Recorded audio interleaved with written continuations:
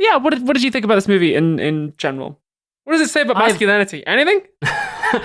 It's creepy. It says a it's lot weird. Don't about do it. what it means to be in the public eye, mostly, Yes. and how threatening that is, even when they're being nice to you at the time. Yes.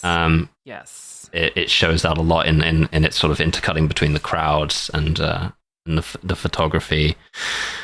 It's always photographs of Mima, right? Like everywhere. In the guy's fucking room, it's nothing but photographs of her. The first thing she does when she gets home is takes a photograph of herself down. It's all about the image and public consumption, and I think it's good. I think it's a good movie. Thank you. Moving on. I think it is. I mean, there's a lot I could say about like acting and like control of image and like Stalkers and stuff. Unfortunately, none of which I can really say. So there are like certain recent real life examples of shit that I could give that like I can't talk about, and also can't say why I can't talk about it. And also like the thing about I could talk about Stalkers and talk about my experience with Stalkers, but the thing about them is they want you to hear you talk about them. Like that's acknowledging them is a huge mistake almost always. It is, yeah. And that's something that's really difficult. It's something that's really isolating when you do have Stalkers, plural, or even just one. It's something that is very isolating and difficult because you can never talk publicly about this or kind of share that pain because they view it as encouragement. Because the whole point is like, as it shows in this film, like entitlement and power of you and power of your attention and your time. So yeah, there's really like not a fucking shit ton you can do. I'll also tell you like right now that the times that I've been to the police about Stalkers, fucking useless. Absolutely dick all. Yeah, that's what I would assume. Yeah. It did absolutely nothing. So it won't help you. You just kind of got to fucking, I don't know. It sucks. It sucks that that's a price of being like a person, any kind of like, especially a woman in the public eye. That sucks big time. And like also, I mean, I can talk a little bit about this with regards to, for instance, The Prince last year. So like when we did The Prince, I had to have additional security and like couldn't spend much time outside the theater or the security bubble with the rest of the cast because my stalkers made themselves known.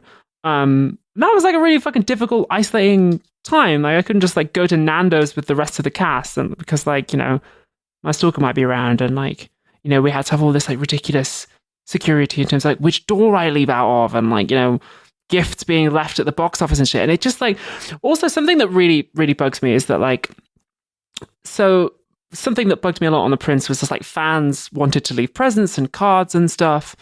And like, flowers, like really nice, like 99% of which was like genuine and lovely. And people wanted me to sign stuff. And like 99% of those actions are great and I'm happy to do it. But then somebody has to sit down and read it all and vet it all before it gets to me. Because we know that there's like a few people out there who are trying to use this to, in fact, abuse this to stalk and to harass. So that's a real shame because it like isolates you not only from your colleagues and your friends, but also from the majority of your audience who are good.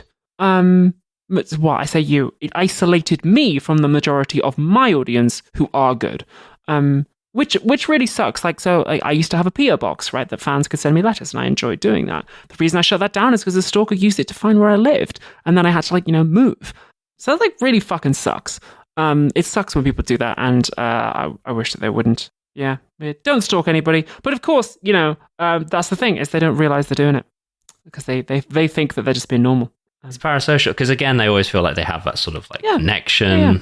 So like in this, that this person's being emailed by someone else to sort of gin it up, but in real life, it's they don't think of themselves as like I'm like flying to other countries and like turning up in weird places and like surprising you and making you feel weird. So it's like, oh, I decoded the secret message that you like put for me in the video or whatever, and it's like that does not exist. That is in your head. I like do not love you and do not know who you are. So yeah, it's fucking weird as shit. Don't get a stalker if you can help it. Don't get several if you can help it. It's real bad. If you can, try to avoid it. I would advise getting the ones who hate you because they are less scary. Also, they give up quicker. Yeah, I can believe that. Yeah, because if like somebody's stalking you because they hate you, then they're gonna find somebody else to hate like pretty soon. Mm-hmm. They'll move on. But if somebody's stalking you because they love you, it's like fuck, this isn't going. This is gonna take fucking years. Yeah. This is something someone has to work through a lot. Yeah, bizarre. Yeah, I mean, I'm just Devon. I'm not at the level where I really even would consider myself as having fan interactions anyway. Oh yeah, baby. Yeah, you do. I've seen you have fun interactions. That's true. Oh man. Well, okay. Well, something happened a couple of days ago, but I'm sure has happened to you as well, but was worse for you specifically for parallel but different reasons. In that someone quote tweeted one of my things one time and just recently and was like, hang on, let me go ahead and find this because I don't want to put anyone on blast here, but someone quote tweeted this and said, Devon is exactly the type of man I want to be. Die hard incorrect noise. Thank you, but also not quite. Also, I mean, unless that's a joke. I mean, I doesn't seem to be. I can never really tell when someone's doing a joke because I don't interact with them often enough to notice. Which I guess that's another fucking takeaway. No, I've seen you have fan interactions at like Kill James Bond Live and stuff. Like, yeah, I mean those have always been fantastic. Mm-hmm. Yeah, I will say the KJB fans are like really good. Yeah, no, I've never had a bad time with a KJB. The closest to a bad time I ever had with a KJB fan was when I was swimming one time and the person in the lane next to me was like, "Hey, I think I listened to your podcast."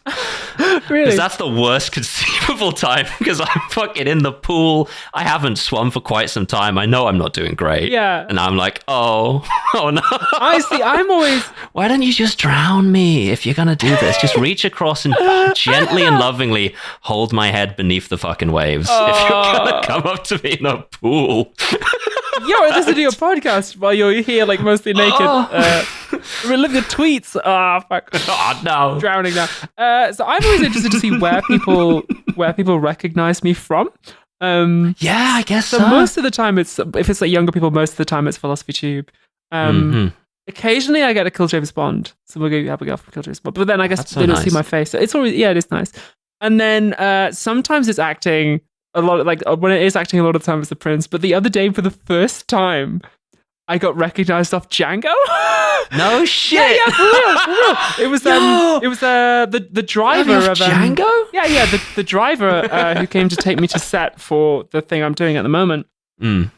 Was just like, I've seen you in something, and I said, oh yeah, I did this thing a while ago, it's like the West End. And he was like, I saw that. I was just like, so I knew I recognized you. And I was like, oh cool, man, thanks. It's the first time that's happened. Man, we got to get you a project you can talk about. I will be able to talk about them. I'm sure.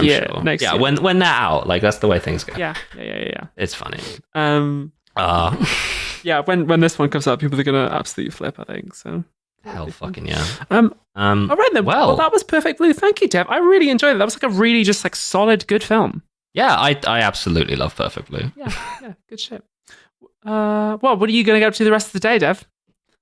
Rest of the day? No, I mean it's a Sunday, so I'm probably going to smoke some weed and play Pikmin 4. Nice. Nice. No, I'm 100% going to do that. Nice, cool. Well, I'll record the jazz outro first, and then do that. Yeah. What about yourself? I am probably going to gently go to the gym because I'm meant to be in training at the moment.